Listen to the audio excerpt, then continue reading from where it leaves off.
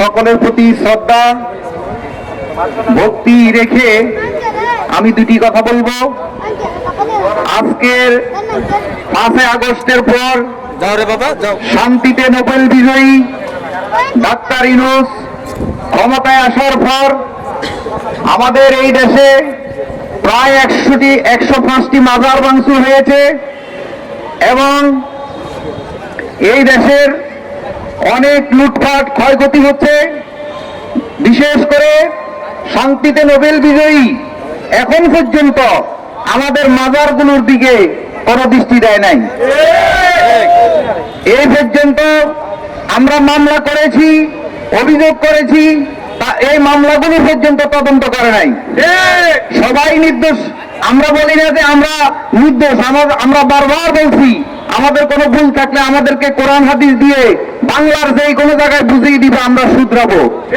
কিন্তু তা না করে আমাদের সুফিদের উপরে এইভাবে অত্যাচার, নিপীড়ন, নির্যাতন আমরা আর কত সইব? এই দেশে 2,500-3,000 পুলিশ হত্যা হয়েছে। সব পুলিশ কিন্তু অপরাধী না। আমি একজন পুলিশের সন্তান হিসেবে আমার আব্বা পুলিশ ছিল, আমি জানি। আমার আব্বা মারা গেছে, আমি জানি কত ব্যথা। যেই সন্তানদের, পুলিশ পরিবারের সন্তানগুলো আজকে বাবা হারা হয়েছে, তারা বুঝে তাদের বাবার কি প্রয়োজন ছিল। ডাক্তার ইউনূস, আপনি শান্তিতে নোবেল পেয়েছেন, আপনি অশান্তি সৃষ্টি করবেন না, বিশৃঙ্খলতা সৃষ্টি করবেন না। আপনার কাছে বিনয় অনুরোধ, প্রধান উপদেষ্টার যত আমলা আছেন, সরকারের যত বাহিনী আছেন, সকলের কাছে অনুরোধ, এই ছোট্ট একটি বাংলাদেশ আমরা সকলে শান্তিতে বাস করতে চাই। আমরা অশান্তি চাই না, আমরা শান্তিতে বাস করতে চাই। আমরা এই দেশের মধ্যে শান্তি চাই। আজকে যে যাদের ছিল আমরা নামাজ পেয়েছি, রোজা পেয়েছি, হজ পেয়েছি, ইমান পেয়েছি, নবীর আদর্শ পেয়েছি, সেই মাজারগুলোর মধ্যে কারা হামলা করতেছে? তারা নিঃসন্দেহে ইহুদির দালাল। কারা কোরআন পড়াইতেছে, কারা হাদিস পড়াইতেছে, তারা নিঃসন্দেহে ইহুদির দালাল। কেন? কোরআন বলে একদিকে, তারা মানুষকে ভুলভাল বুঝিয়ে মানুষকে বুঝায় আরেকদিকে। তারা তাদের ধর্ম ব্যবসার জন্য, তাদের বলৎকারী প্রতিষ্ঠিত করার জন্য। এবং এই দেশের মধ্যে আমরা সবাই গবেষণা করে দেখেছি, আমরা সুবিধাদের লোকেরা অনেক নিগুড় গবেষণা করে দেখেছি, তারা চাচ্ছে এই মাজারগুলো ধ্বংস করলে, সুবিধাকে ধ্বংস করলে, তাহলে এই দেশে বলৎকারী প্রতিষ্ঠিত করতে পারবে। তারা এই দেশে ধর্ম ব্যবসা প্রতিষ্ঠিত করতে পারবে। তারা এই দেশে তিনখানার নামে দান্তাখানা প্রতিষ্ঠিত করতে পারবে। এই জন্য তারা খুব সুকৌশলে, তারা অনেক গবেষণা করে এখন খাজা বাবাকে বুয়া বলতেছে। তারা আমাদের মূল জায়গায় হাত দিয়েছে। কেন? এই দেশে 1972 যদি না হইতো, তাহলে সিএসএ মানুষের, আমার দাদার আব্বার নাম কি ছিল বোঝা যাইত। এখন 1972-এর পরে সংবিধান চেঞ্জ হওয়ার কারণে, এই দেশের দলিল সিএসআরএস দিয়ে চেঞ্জ হওয়ার কারণে আমাদের দাদা মোহর বাবারা যে শ্রী ছিল সেটা নাই। সেই জন্য ওরা মনে করে যে এই দেশে 72-এর পরে সবাই মুসলমান না, আমাদের পূর্বপুরুষও হিন্দু ছিল। একমাত্র হিন্দু অলি খাজা বাবার উসিরা এই দেশে 95 লক্ষ মুসলিম হয়েছে। সেই খাজা বাবাকে তারা আস্তে করে ধরছে। সেই মুস্তাকুন নবী, এদের দলিল কি? এদের পূর্বপুরুষের দলিল কি? আর সুফিদের দলিল কি?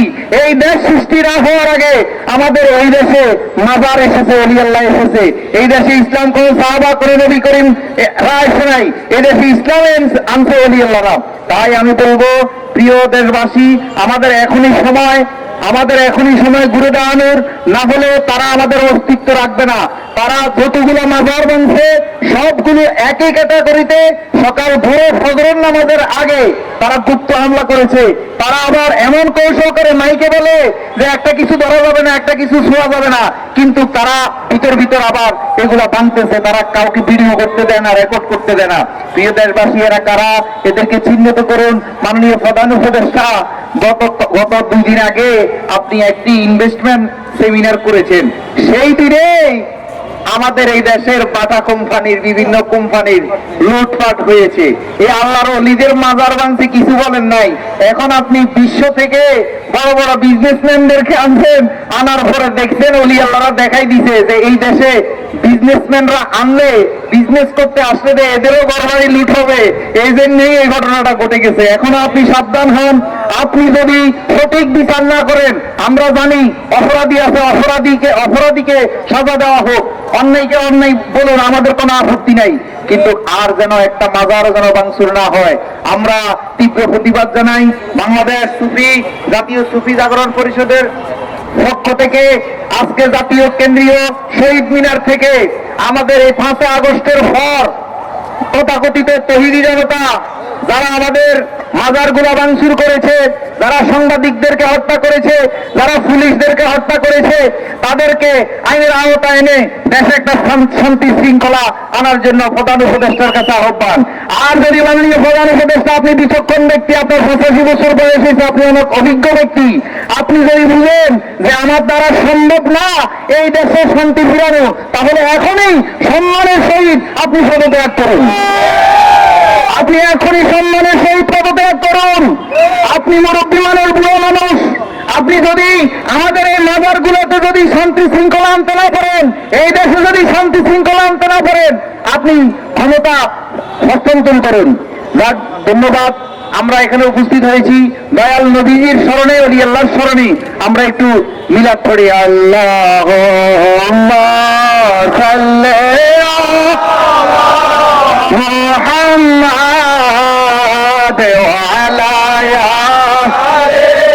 সাইয়্যিদিনা মুহাম্মাদ ওয়া আলা সাইয়্যিদিনা মুহাম্মাদ গুনার বোঝা মাথায় লইয়া কাঁদতেছি, গুনার বোঝা মাথায় লইয়া আল্লাহ কাঁদতেছি, মাফ করো মাবুদ আল্লাহ এলাহি। আল্লাহুম্মা সাল্লি আলা মুহাম্মাদ ওয়া আলা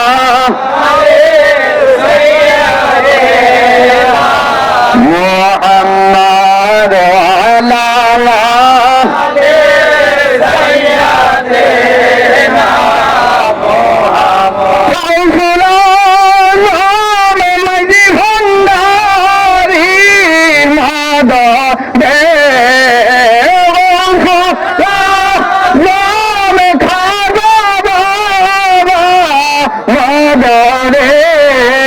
কেবলা কাবা কাশমিয়া জুড়ি মদরে।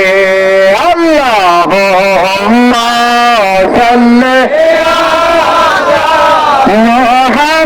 মুহাম্মাদ ওয়া আলা সাইয়্যিদিনা